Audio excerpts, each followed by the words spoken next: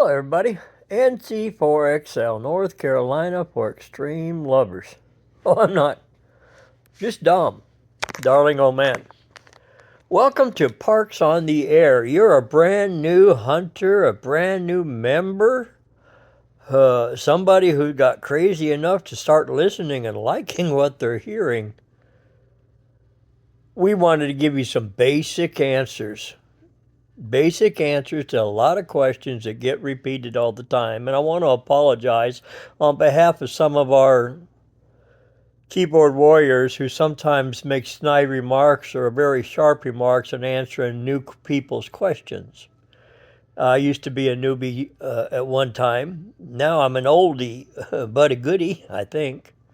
But a lot of things that we get a chance to learn, we learn by trial and doing.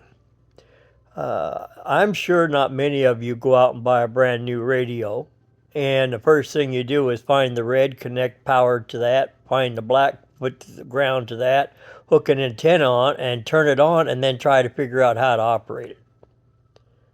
What I'm trying to say, same thing with Parks on the Air. There's a lot here. There's a lot of fun involved. But if you'll do some of the basics and do some reading of the FAQ. They're not 100% accurate.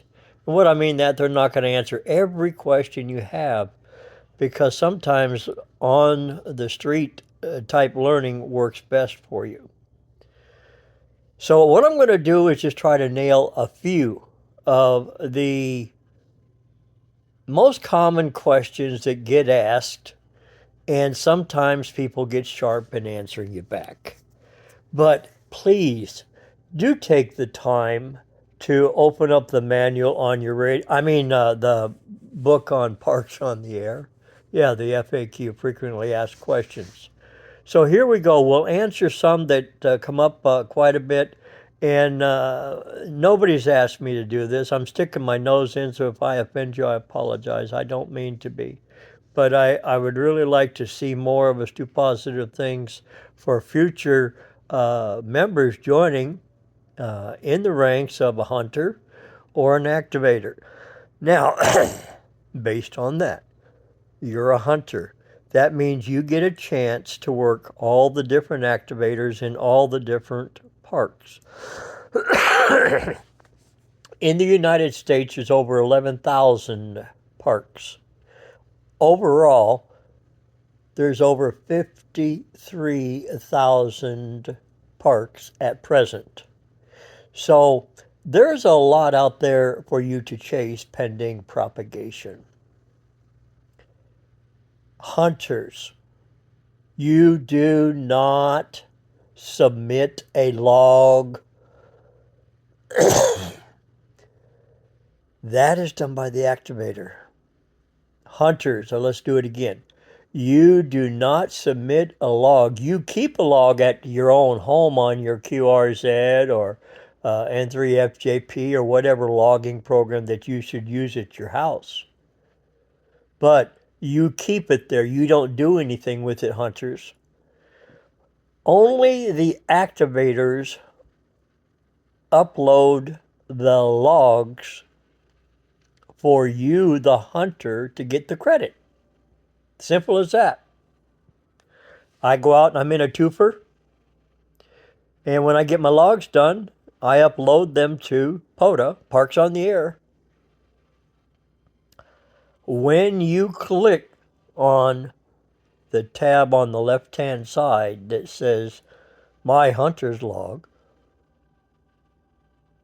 you will see who you've already worked, and that activator has uploaded their logs, period. There are activators who go on roves for a week, work in so many states, so many parks. There's people that go on vacation and travel for months.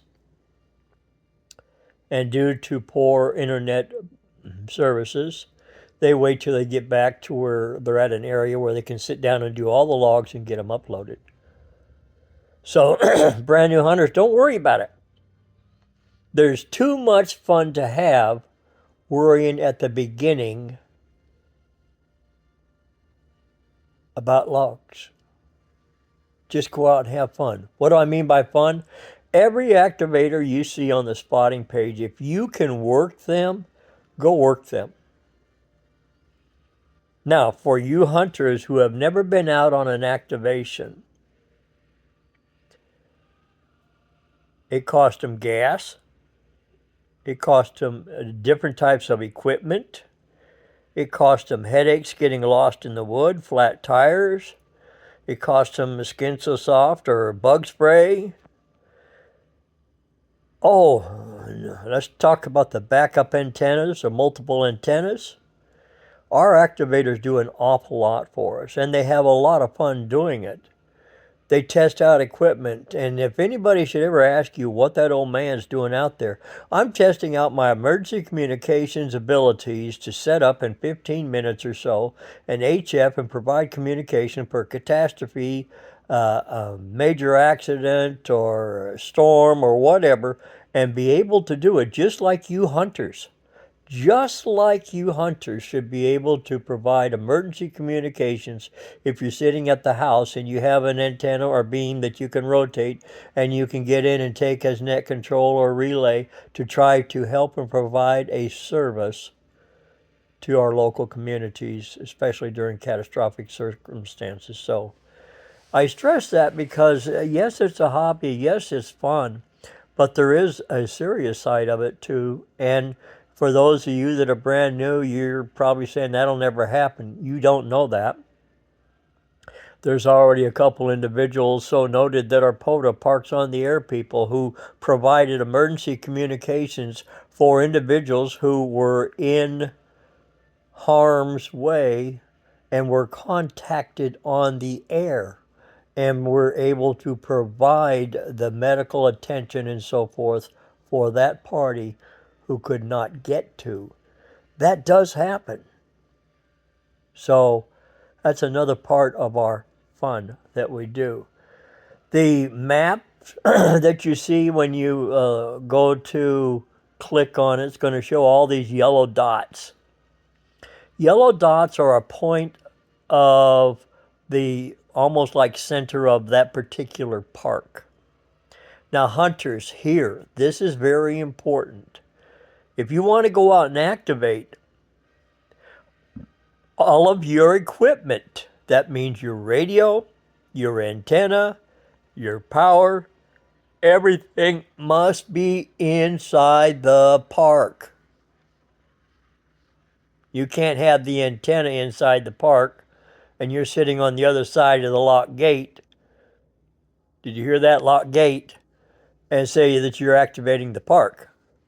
Now, we don't have no robo-cops, but that's a illegal or unqualified contact. And there are some people who will push that limit. This activator, no. I go to a park, I'm in the park. All my equipment's in the park. No, you can't run remote where you set an antenna up in a park and you're at home at the very edge of that park, so you got the coax going to the antenna, so you think that you can activate the park. No, that's not how it works. Very simple. All equipment and personnel, radios, etc., must be inside the park. For those of you that are new, you hear about twofers, threefers, fourfers. That's where two parks overlap, not butt up next to each other. Overlap. And or Mountain to Sea Trail or Tier, there's another trail that runs multiple states. So you'll see somebody on the spotting page and it says North Carolina, but they say they're in South Carolina. But the park, when you look at it, it says North Carolina, but that particular park or trail goes through multiple states. That, again, is up to the activator to make their logs according to the state that they're in. There's a saying you hunters and activators need to consider in the back of your head. Write what you hear, not what you assume. Many times I'll work somebody who's on vacation. I put their call sign in the app when I get home because I do paper logging. When I get home, I put it on N3FJP. But when I was in the park, they told me they were in Tennessee. But when I plugged their call sign in, it says that they were in New Mexico. Well, they're on vacation. Write what you hear. Don't assume. We all know what assume means. Okay? There is no best software for logging. It's what you like or what you can afford. Period. There is no best antenna. Many of us have multiple antenna types.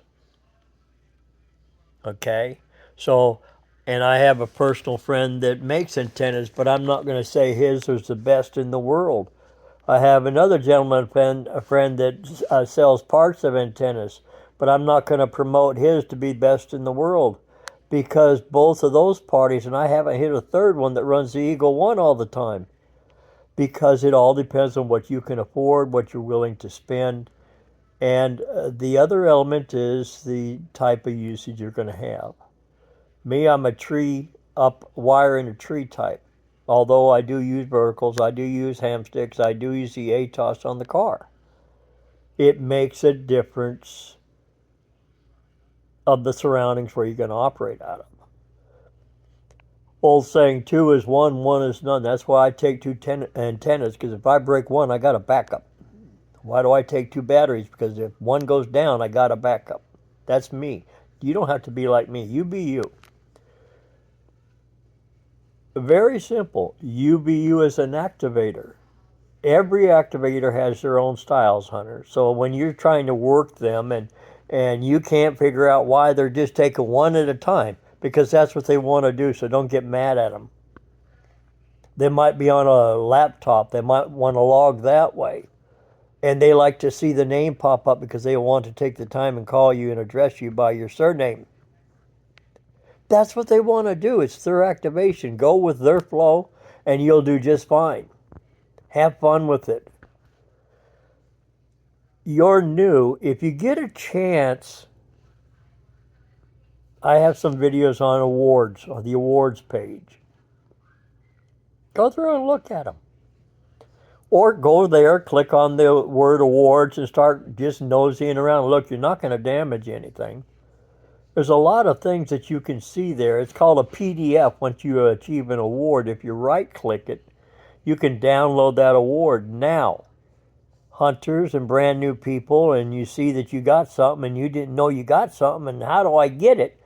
They're all free. Download the PDF. The first time you're issued an award, it will have a date. If you do a next step of the award, it will have the same original date, so you always keep an eye on it. When you work park to parks or people like that, the time limit's got to be within a 15-minute window, otherwise it won't count, activator.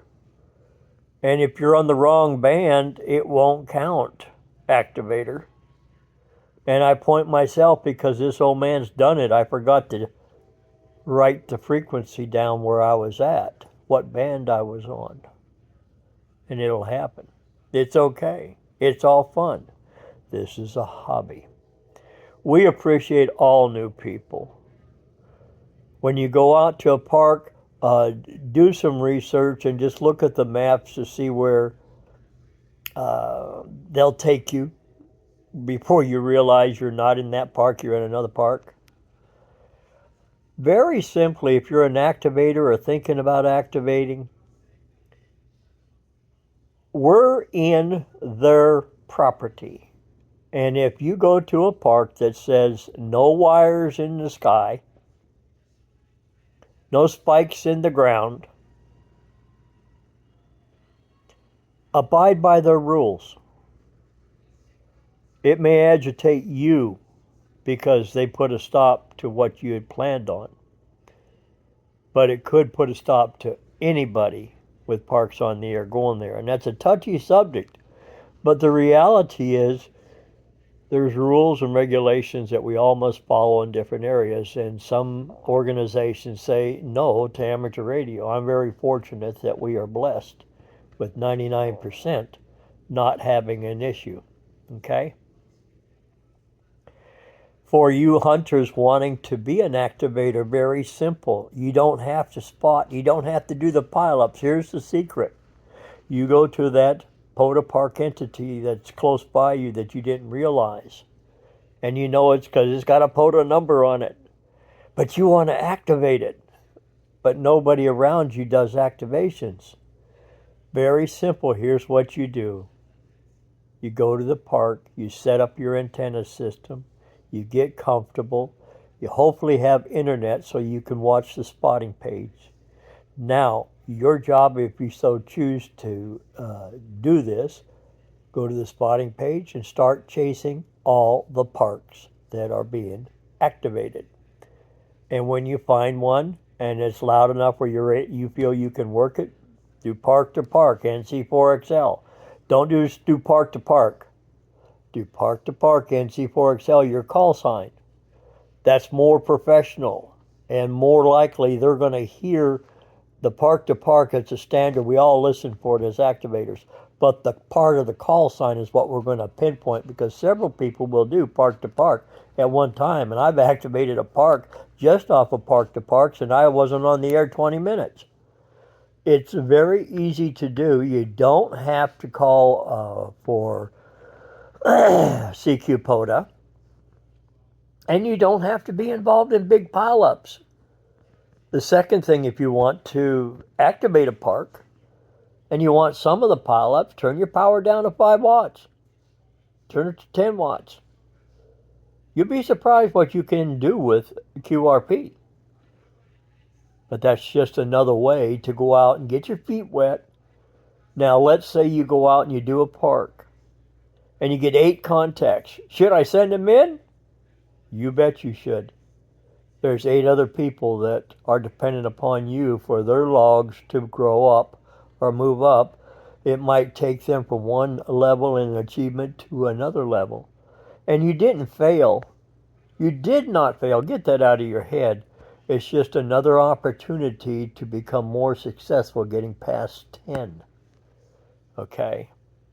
When you go to a park and you got your buddy with you and you're both licensed on the same class level, and I'm saying this because some people will take a technician, the technician can't operate in a general portion of the band because it's not in their class of license, and use their call sign, park to park or not. It cannot happen. You must get into the technician port of the band and then you can work them. And that means 10 meters. So there you become a Elmer showing them why they should study hard and upgrade their license. But yes, 10 meters has some limitations. But people activate their parks on 10 meters in the tech portion. But you got to go there and you got to make some noise for it to happen. That's some of the questions that I try to put here. Remember, mapping coordinators for each area are the ones who do the process. You can request all day long, but if it doesn't meet the criteria that POTA has set up, it's not going to happen. Okay? You don't have to pay anything for the fun that you're having. If you wish to download any of the award achievements, it's in a PDF file, download it and print it, and away you go. We appreciate you new folks. We want to take you out with us, get your feet wet, show you why some of us started out with 30 contacts a day and thought we were the stud muppet.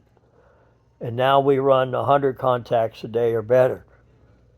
Propagation is one of the things that we have to remember. Learn gray line. What time is the best time of day to be on 40 meters, 20 meters, 15, 17, 10, 12? Oh yeah, 6.2 meters, 440, 220. There's all sorts of bands that you can operate parks on the air on, and different modes: AM, single side band, FM. Oh, let's talk slow scan TV, PSK31, FT8, FT4. Have I bored you enough? That's why it's so important, if you've even listened to this part of the video, for you to read the FAQ. Take the time. Now, here's the secret. If you've got down this far, I'm going to share some other little secret information. On the page where the spotting page is, on the tabs all are on the left-hand side. Scroll all the way down to where it says parksontheair.com. Click on it. Once you've clicked on it, a green screen will pop up. You can click on the admin section and see who is the mapping coordinator for your area, who are some of the people in the development team, and you'll get a chance to work them. Most of the time, they never tell you who they are. They just show up. You can click on the awards, and it breaks the awards down and gives a little bit more detail about it. Like I told you in this short video, there's a lot of information. That's why it's important for you, before you operate your radio, open the book and read a little bit about it so you know what you're doing, or you feel comfortable with what you're doing. NC4XL, North Carolina for Extreme Lovers, we truly welcome you to having fun in amateur radio, chasing parks and activators.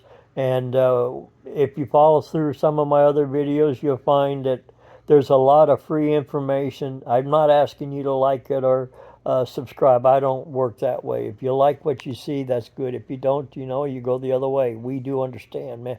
Have a good one, folks. Let's see what we can do another day. 73s.